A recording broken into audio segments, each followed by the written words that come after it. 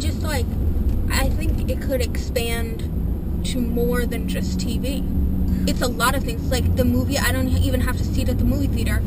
My TV's gigantic, super high quality, and I could buy it and watch it whenever I want, you know? And then in the comfort of my home. Well, I think I agree. And guys like Vaynerchuk is making the obvious point, but people don't quite get it yet. But he's essentially saying that we all are on our own time, and that's the most precious commodity. We can never get our time back. It's gone forever. It's like, you know, time actually before health in terms of the most precious commodity.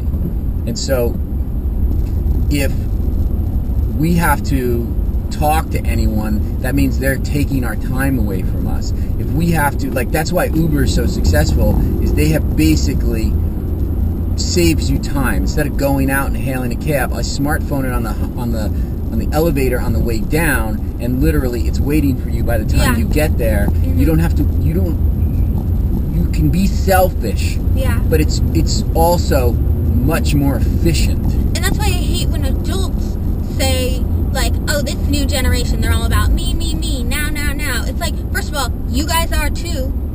I mean, you're going to sit here and say you send a telegram or even things in the mail. It's like, send an email. So from the simplest form, it's like everything you do is the same things that we do. We just have a shorter span of, forget the word. It's like a simple word.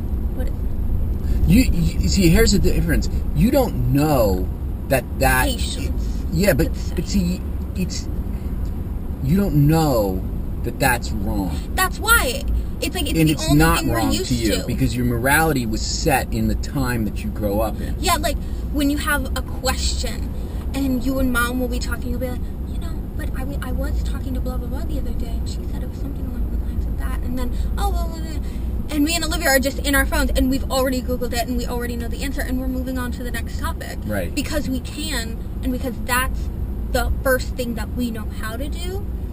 And it's not like you guys are taking train rides across the country. It's like you guys are taking planes and emails with your smartphones and your Blackberries and all of these things, and then people your age, no offense, like complain about people our age, like ungrateful. It's like every teenager's ungrateful. But every teenager's grateful. This has been going on since time immemorial. Yeah, exactly. It's like we didn't write letters. We picked up the phone, you know, when we were kids, or we taped something as opposed to DVR, or as opposed to just bringing it up. We just had all this stuff, so it's gotten much faster. Like the line of speed has gone almost vertical. It's gone ballistic, if you will. Yeah. And so, but it's unfair to judge you for basically, okay, we created the iPhone, gave it to you, and now we're mad at you because you're using it effectively. Exactly. That's silly. Exactly. You know, it's like that's the point. That's why it was invented. Right. So you could just do those things to amp it up, and yeah, I like what you said about like. Well, I kind of said it, but you also said it about like technology growing exponentially, because it's true. The difference between your life from 0 to 15 is way different from my life from 0 to 15, even though I'm 16. Oh well. Because like so much has changed in that amount of time, and then when my child is 0 to 15, it's gonna be like insanity. It's like something new is going to be coming out every single day. It's going to be Snapchat updated. Snapchat updates now like 4 or 5 times a year, when it used to just update like once, or not even update before apps could update. I think it's going to be which was like 2 years ago. I agree. It may be faster than that. Yeah. Because once this thing gets hardwired into that thing, that's all weird, but you're always going to want to be. Every question will be answered instantly. You'll have access. You won't even have to type. You have literally access to the entire internet in your brain and everyone else's thought about everything all the time.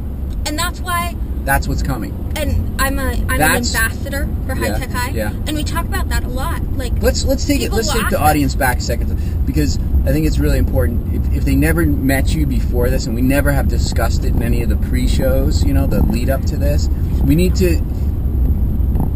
Eve goes to a very unique school here in San Diego. It might not be so unique in the future, but I think it's fairly unique now. Eve, tell us about the high-tech school and its program. Okay, so, and I'm going to start by what I was going to say because it actually is very fluid in the conversation. I go to a school where specific facts are completely unimportant, and I like that because the founders of our school, High Tech High, the Gary and Jerry Ann Jacobs High Tech High, they know that if I need to know certain things, they're in my back pocket, very literally. Gary and Jerry Ann Jacobs, Irwin Jacobs started Qualcomm. Yeah. His son is now, Gary, is now running Qualcomm, just to FYI. Okay. And so they're the person who gives us money. They didn't found the school. Well, they did. They helped. Right. They were they really pushed the spearhead and the money behind it once they found out. And one of the Jacobs, Gary's daughter, went to the school. Yeah, she did. And then there's something like Rosenthal. I'm not sure. Anyway, they know that like these little facts that regular schools go over in textbooks and write papers about don't really matter. So they teach us things like writing skills, which are a little bit more difficult to Google. They teach us about like more philosophy. We talk about philosophy a lot. But we also have like the High Tech High rock climbing team. Why? I don't know. Because we like rock climbing. Why can't we? And it's more about like experience. I want to stop you there, and I think this is like, I think a lot of people at home are thinking to themselves, what do you mean you have to know? Especially the older crew. I don't know where you are. Yeah, at home or on your phone, wherever you're watching this, are thinking to yourself, what do you mean you have to know facts? The links in the down bar. But the reality is, she's right. I grew up, I had to memorize things and put them in my brain, and you would recall them as needed. Yeah.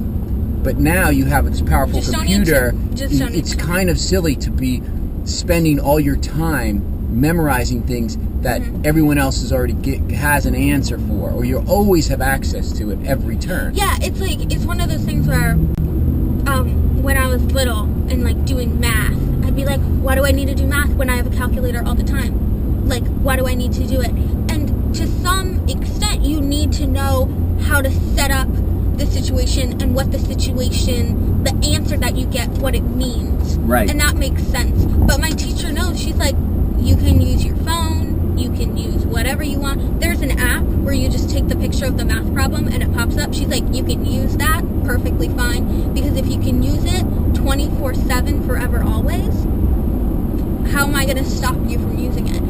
The one thing that totally screws us over is the SAT, and not most of standardized testing, but the SAT is set up where you need to know those facts for the most part, and other schools, they're doing perfectly fine because that's what they learned. That's the way the test was set up. It's set up for standard to measure schools, that stuff, right? But we're not a standard school. Right. And so when it comes to the SAT and studying for it, we get massively overwhelmed because we're like, what are all these facts doing here?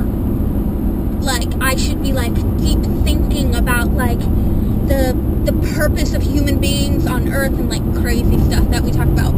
But well, I'm gonna break it right there, because what I think is so imperative to really grasp about, if you're still not like on board with this, is I'll give you an example. Is if, let's say I have my life, and I don't know who at home, I don't know if you guys clean your own house, but if you do, you have to ask yourself, why are you doing the cleaning?